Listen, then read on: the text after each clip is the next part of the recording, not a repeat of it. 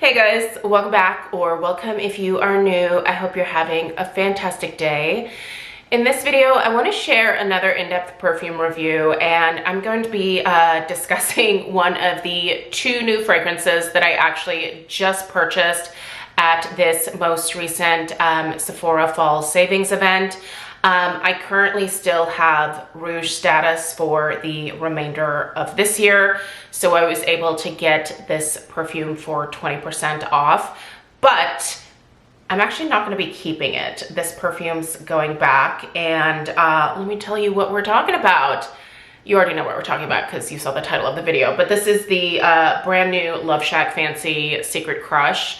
I only own one other LoveShackFancy fragrance in my collection.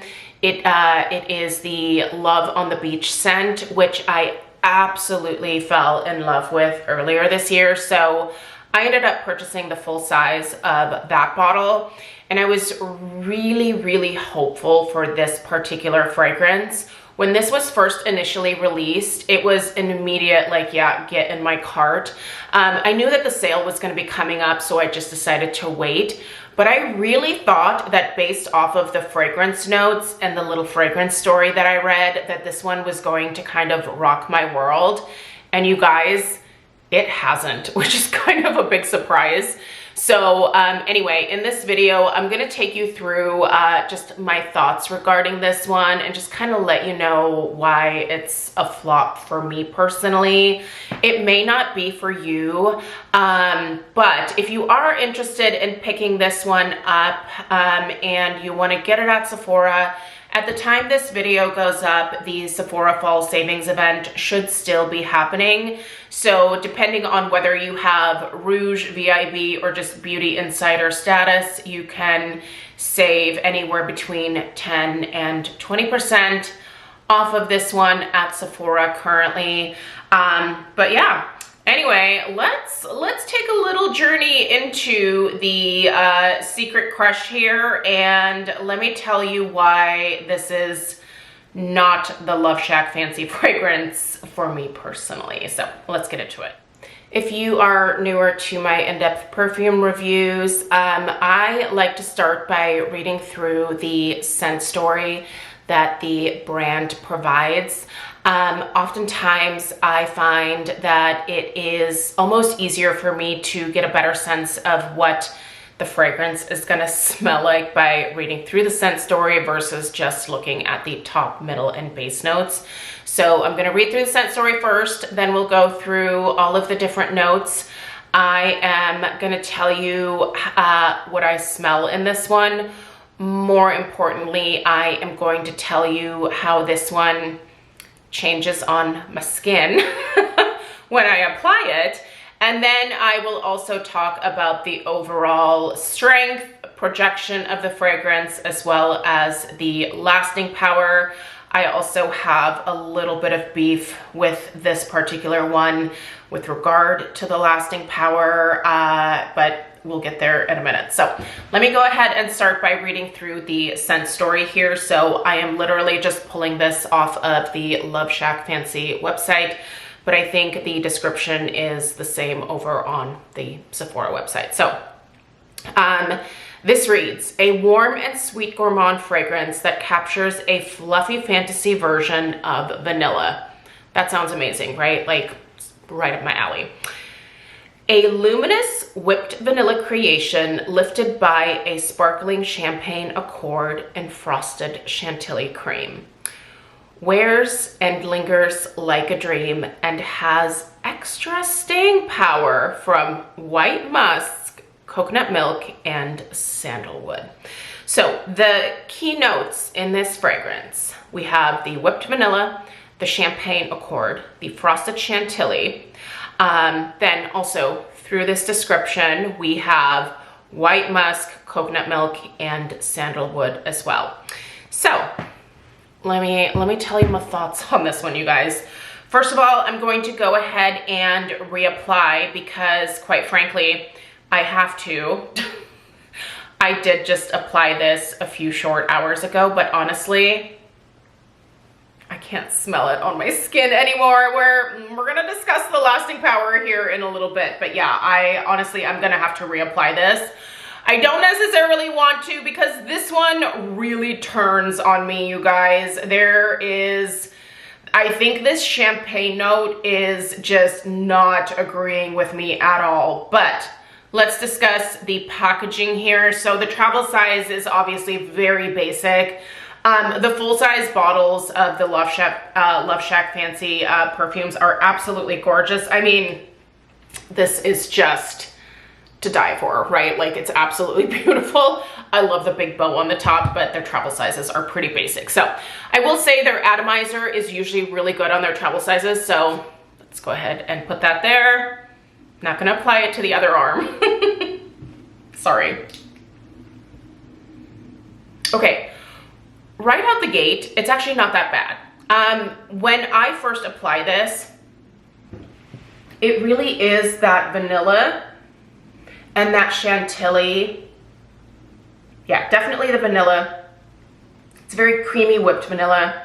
And then that chantilly, like whipped cream type note is like very close behind that. Here's the thing though, that champagne note starts to develop pretty quickly once this gets onto my skin. So it's been a couple seconds here and it very quickly goes sideways on me. I don't know what it is about that like kind of slightly boozy, bubbly note. I love it in home fragrance. I think it is just such a fun fragrance note, but it is not working with my body chemistry. Something about me is making this fragrance turn a little sour. I feel like that's what's happening, is that the champagne note is turning sour on my skin. I don't know that I have tried, at least in recent history, I don't know that I have tried any other perfumes that have had that like boozy or champagne-y type of note to them. Yeah, God, it just honestly, the longer that it sits, the worse it gets on me. Now, this is not to say that your body chemistry is gonna do the same thing. So if you think this is gonna work for you, then you'll probably be fine. But for me, no, absolutely not. And you know what the real bummer is? That the champagne note then ruins those base notes of the, what did we have in the base notes here? We had the coconut milk, the white musk, and the sandalwood. I normally love coconut milk. Can't really get it. It's almost spoiled by that champagne. I do smell a little bit of that sandalwood. It's a nice creamy sandalwood that develops. The white musk, I mean, I can't even smell the white musk. This starts to smell just really sour on me, and it's not what I was hoping for at all.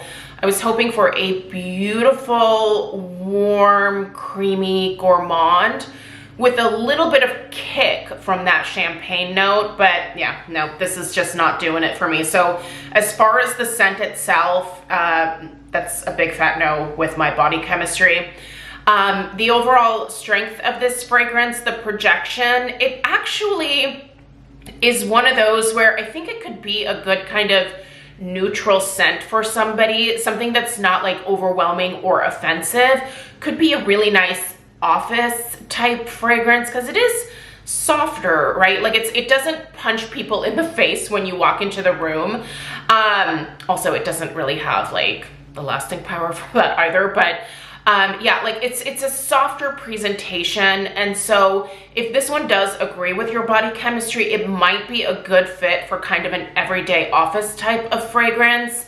Again, not something that is going to like reach out and like choke people out, but you know, like nice and subtle, enjoyable for probably the vast majority of people.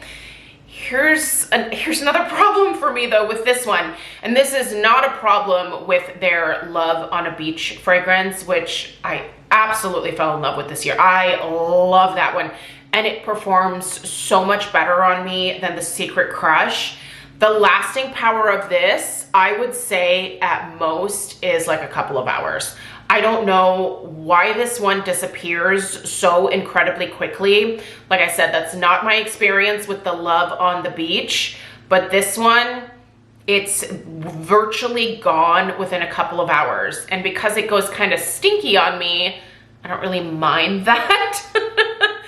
But overall, this one just is kind of a disappointment for me. So I was really, really hopeful, but honestly, at this point, I don't even want to keep the travel size of this one. I think I'm just gonna go ahead and return this. I did offer for my daughter, I have a 13-year-old daughter, I offered for her to smell it and she wasn't really into it. So there's no use in me keeping even a travel size of this because I'm not gonna keep applying it to my skin. I don't want any stinkiness around me. So yeah, man, I tell you what, this is definitely a massive disappointment for me. Had this worked out, I could have totally foreseen myself buying the full-size bottle of this because I did this exact same thing with the Love on the Beach, where I started out with this little travel size here, and before the sale was over, I was in the store buying the full size, and the travel size is actually in my purse. So not using it right now because I'm pretty seasonal with my personal fragrance, but yeah, that one's in there for the summer. So yeah, it's a total flop for me. I would love to know what you think of the Love Shack Fancy Secret Crush. Did it turn on your skin at all? I don't know.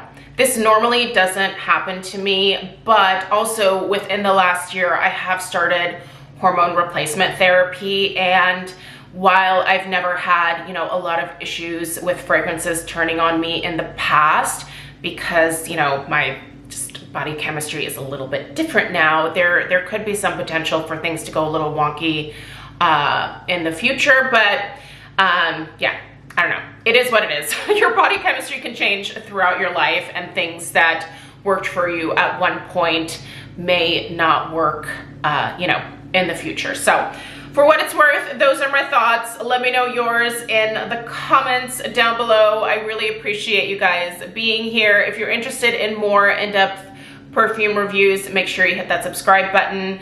I'm gonna be reviewing the 7 Virtues Buttercream Haze soon. And then also I have a bunch of these Paris Corner perfumes that are still sitting over here that I need to go through. So anyway, I really appreciate you guys being here. Let me know if you have any questions. Check out the description box for the link to the Secret Crush if you happen to be interested in it. But yeah, I'll see you in the next one. Take care. Toodaloo.